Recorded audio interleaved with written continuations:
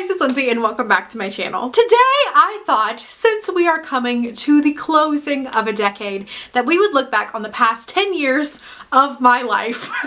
Isn't this so fun for you? But basically I just wanted to look back on my past decade of writing and look at my accomplishments, my lessons, the lessons I've learned, my failures, and just kind of highlight those things. This might actually be incredibly embarrassing. But let's start back in time when dinosaurs roamed the earth and sweet innocent baby Lindsay was in her junior year of high school. At this point, I had been writing for a while. I, in fact, had written a terrible YA thriller, and I had abandoned at the third act an Aragon meets Lord of the Rings completely plagiarized story that I thought was a YA fantasy and was really good. Now, I had always done this thing ever since I was a really little kid where if I had a stuffed animal or a doll, they always had really intense character development and background and like plot things that they went through. My mom always said she hated playing with me when I was a kid because if she tried to play with my dolls and they started acting out of character, I would call her out on that and be like, no mom, Veronica wouldn't go to the grocery store on a Tuesday. If you couldn't tell, I didn't really have friends growing up. But I'm one of those weird people that never really grew out of dolls and I always loved them. I love collecting them. And when I was in my junior year of high school, I got into these types of dolls called Asian ball jointed dolls, or BJDs. You can get wigs and they're face painted and they're just really customizable, and I super loved that because it was kind of like creating my own characters. I remember at this point I had two, and they were two sisters, and I loved them so much, and I just loved their story and their background so much that I was just like, you have these characters and this backstory, like why not actually write this down and turn it into a book? Insert my first book idea of this decade, which was called The Receptors, which is essentially City of Bones meets X-Men. Now I think it's important to point out that this was during the 2010-2011 era, and everything was dystopian. So I basically wrote all I knew. Essentially, the story was about two sisters who lived in a safe house with their uncle for people with magical abilities after their parents had been murdered by the terrible, corrupt government. Herein follows 4 reasons why this book was awful. Number 1, no plot. It was just teenage angst and a bunch of conversations. Number 2, Mary Sue's everywhere. Number 3, why was every male love interest I created Jace Whalen? Number 4, the magic users in this world were called the abled ones. Yikes! Anyways, I brainstormed, I toyed, I fiddled with the characters for years and years, but I never felt ready to commit to writing. Insert lesson number 1. Write that dang story even if you feel like you're not ready for it. In the meantime, I wasn't completely unproductive. I was actually publishing my own book with my high school. For our senior class, we had to write a memoir. It is 40 beautiful, glossy pages of my 16, 17-year-old life. I'm sure it's just so intriguing coming out with HarperCollins in 2021. Let's fast forward a couple years to 2013, where I was a freshman in college and I needed some kind of escape from the insane workload that I found out university was. The problem was I didn't have a plot yet. I had no idea what my two Mary Sue sisters were going to be doing besides falling in love with Jace Whalen and overthrowing Pan Am. I had no plot. So I had this purely brilliant idea that I was going to write a prequel. Before I wrote their book, I was going to write a prequel to their story about their parents, because what happened to their parents and their parents' death was very important to their plot. So I made the executive decision to pants my way through a prequel novel before I even wrote what should have been my debut. Insert lesson number 2. Pantsing doesn't work for me. So over that spring, I did pretty good. I was chugging along, typing on the keyboard. I got about 40 pages in, and then insert lesson number 3, always back up your perk, because my computer died and I lost the entire book. After this, I was truly so devastated. Like, it still is like a really hard thing for me to talk about to this day, because losing something that you had worked so hard on, it just made me lose all motivation to write. And I ended up putting down the story for 2 years because I was so heartbroken. By 2015, I really was getting that writing itch again. I loved the story, I loved the characters, and I really just wanted to dive back into that prequel, man. So I picked up my computer, my laptop, and I started writing again. I got well into it. I was doing good. I was saving everything on a flash drive. But then disaster struck again because I left my flash drive at school and somebody took it. Insert lesson number 4. Please save your work on multiple different platforms. Because Lindsay didn't learn that until just now, after she had lost the book for 2 times. What actually happened was I was in a math lab, and not a meth lab, by the way, I wasn't sure if I enunciated that, a mathematic laboratory. And I left, got to my car, realized that I had left my flash drive that I had also been writing my book on as well as doing my math projects. So I went back to the classroom and the hard drive was gone. Someone had taken it. I checked the offices, I checked with my teachers, I sent an email out to my classmates.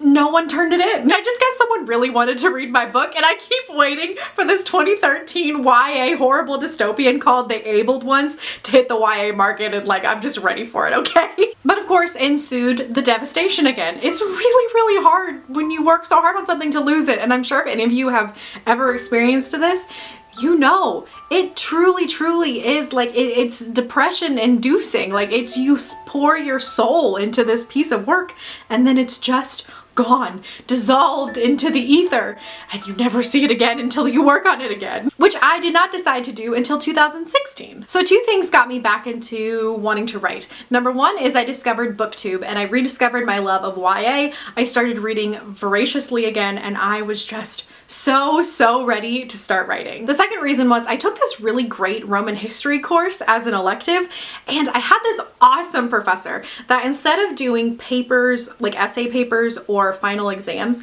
he let you do creative endeavors. So you could do a piece of art based on what we learned. Or what I chose to do was I wrote like flash fiction or short stories. I remember I wrote this short story about like the night that Julius Caesar was stabbed, and there was this little girl and she was sleeping in bed with all of her sisters, and she ran out of the room and she heard her parents arguing, and it was a story about how the dad was in league with Julius and he was trying to like orchestrate him and his family to leave the country really fast because Julius had just fallen and they're coming for him, but his wife had secretly, plot twist, been the one to help Julius Caesar get stabbed, and she was working against her husband, and she was also like super pregnant, and I just thought that was so complex development that she was like a bad person but she was also pregnant. I was so proud of that story, and I remember when my professor gave me my grade, he gave me like 105%, and his comment I never forgot to this day was that he said he forgot that he was grading a writing paper because he was so sucked into the story, and he asked if I was a creative writing student. And I just remember that being the one little nudge that pushed me over the edge, that was like, okay, I am okay at writing, at least. It's something I love.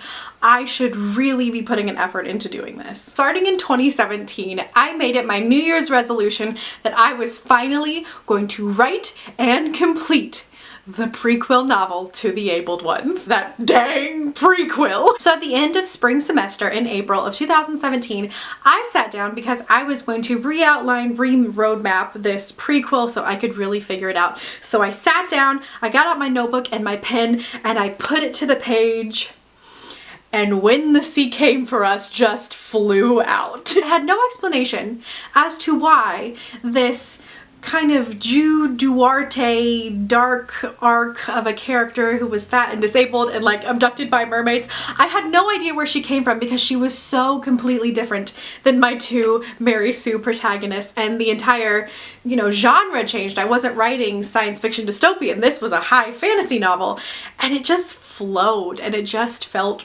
right. Now around this time is when I started my AuthorTube channel, so you can go and check out my really cringy early videos. No, actually really don't. They're really bad, trust me. But I started documenting the 3 months I spent on draft 1, the 8 months I spent on draft 2, the 9 months I spent on draft 3, the 1 and 2 months I spent on draft 4 and 5, and then the 1 month I spent on draft 7 and 6 each. I don't know why I said those backwards, but we're just gonna roll with it, okay? Around this time, I started finding critique partners and I started falling in love with the story and I started making it into something that I was proud of and that I was really happy with.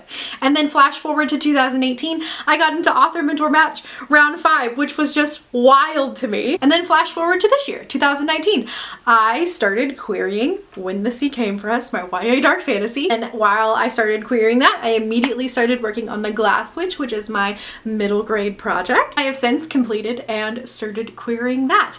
And now we're at the end of the year. I have a new middle grade project that I am currently calling The Odd Book, completely outlined and ready to start writing on the first of the year. Thinking back over this decade has just really made me appreciate how far I've come and how grateful I am that I never finished the dystopian prequel. That was some serious divine intervention, okay? Twice.